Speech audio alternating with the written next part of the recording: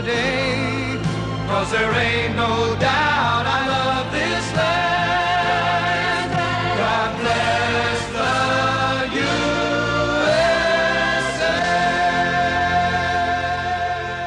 Рейган — это кондовый консерватор. Reagan was a staunch conservative. So for him, coming from that background, it was easier to make the move towards us and meet us halfway. Someone else might not have been able to do it, and the chance could have been lost.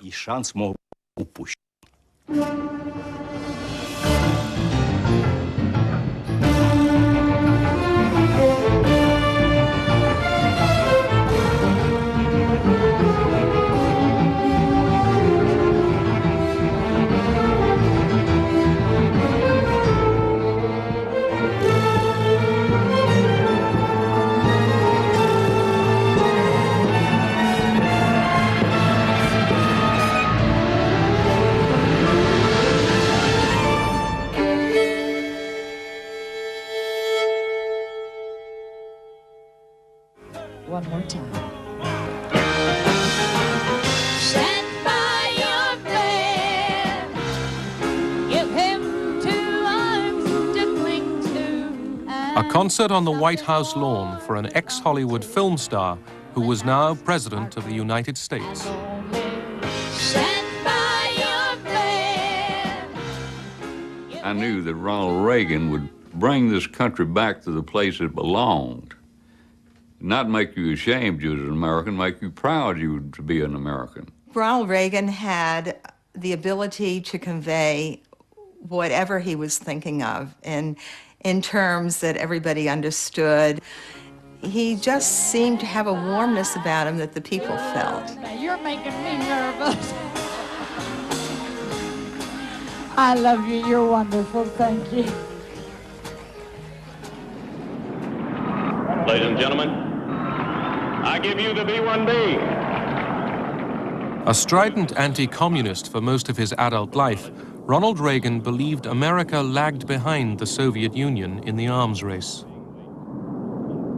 I urge you to beware the temptation of blithely declaring yourselves above it all and label both sides equally at fault, to ignore the facts of history and the aggressive impulses of an evil empire, to simply call the arms race a giant misunderstanding, and thereby remove yourself from the struggle between right and wrong and good and evil. In the first years of Reagan's presidency, the Soviet Union's armed might appeared to be at its peak.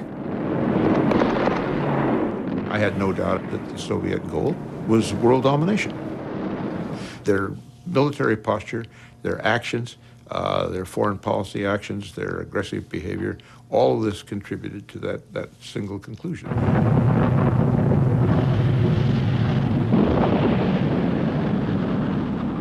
The Soviet Union had been the first into space, but now a fear lurked in the hearts of top Soviet commanders, fear of American technological superiority.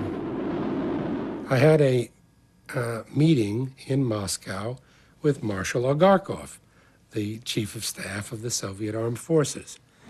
And he said, you know, all modern military capability is based on the computer.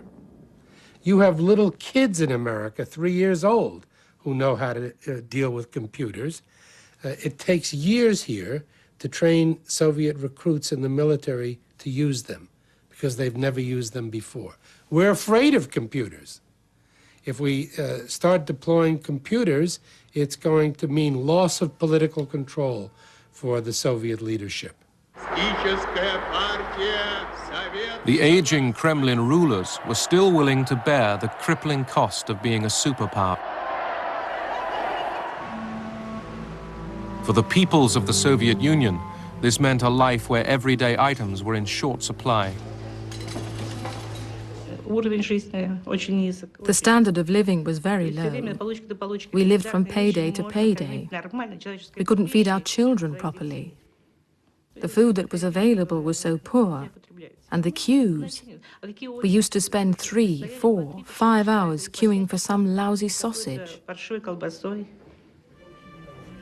Brezhnev introduced a new face into the ranks of the Kremlin leadership, Mikhail Gorbachev.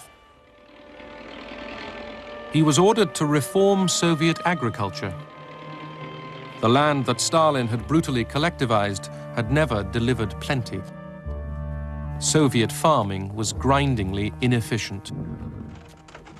When I became a director of large institute, which was responsible for space launches, the first priority was to supply workforce to collective farms during the harvest, and only then to consider how we can save our next launch program. The system was breaking down. People were rejecting it because it didn't allow them to find satisfaction or to show any initiative in their work.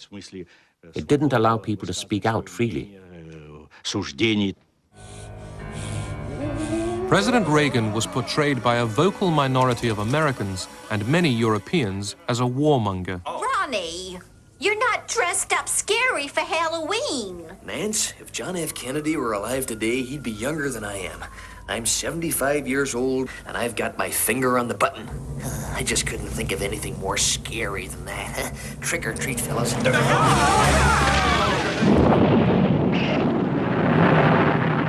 The United States and the Soviet Union already possessed nuclear arsenals large enough to wipe each other out.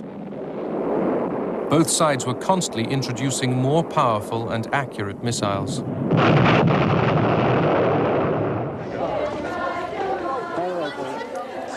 The renewed arms race and Reagan's anti-Soviet rhetoric revived the anti-nuclear movement in Western Europe.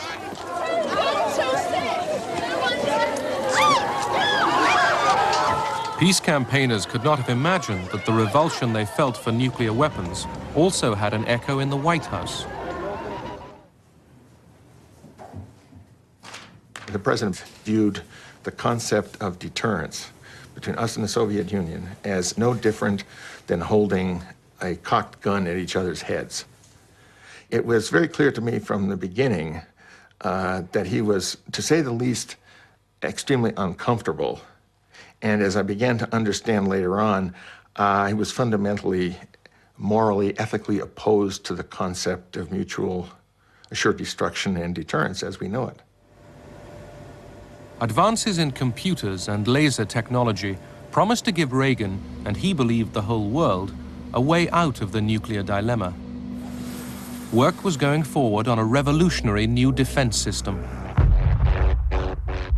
What if free people could live secure in the knowledge that their security did not rest upon the threat of instant U.S. retaliation to deter a Soviet attack, that we could intercept and destroy strategic ballistic missiles before they reached our own soil or that of our allies? I know this is a formidable technical task, one that may not be accomplished before the end of this century. I call upon the scientific community in our country, those who gave us nuclear weapons, to turn their great talents now to the cause of mankind and world peace, to give us the means of rendering these nuclear weapons impotent and obsolete. Good evening. This is the CBS Evening News. Dan Rather reporting tonight from Washington. President Reagan today followed up last night's defense policy speech. He gave the go-ahead to develop a space-age system designed to neutralize an enemy nuclear missile attack, a system domestic critics today called too high cost, too high tech, too pie in the sky. Suppose we had been talking in terms of 1940, and somebody had said, we can take a little atom. An atom is something you can't see. But when we explode that little atom, we can destroy a whole city. Would you have believed it? Would you have said, let's try it? Franklin Roosevelt said yes. Franklin Roosevelt is in history as a hero. For what? Producing an offensive weapon of mass destruction. Ronald Reagan, on the other hand, came into office and said, hey, we should have something that will stop this. Reagan's Strategic Defense Initiative, SDI, nicknamed Star Wars after the movie, envisaged satellite and ground-based weapons that could destroy Soviet missiles with darts and laser beams. It was a shock for us. It's like all our hopes for beginning of the understanding how dangerous is this militarization of space just suddenly very evaporated. All the parity and stability created over many years through arms procurement and negotiations were disrupted. It meant that we too would need to spend huge amounts of money. It would begin a new phase in the arms race.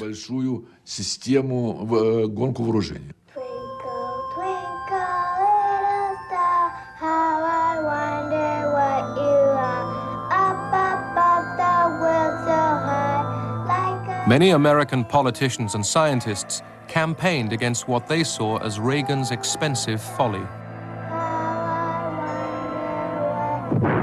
The heavens are for wonder, not for war. Stop Star Wars. Stop weapons in space.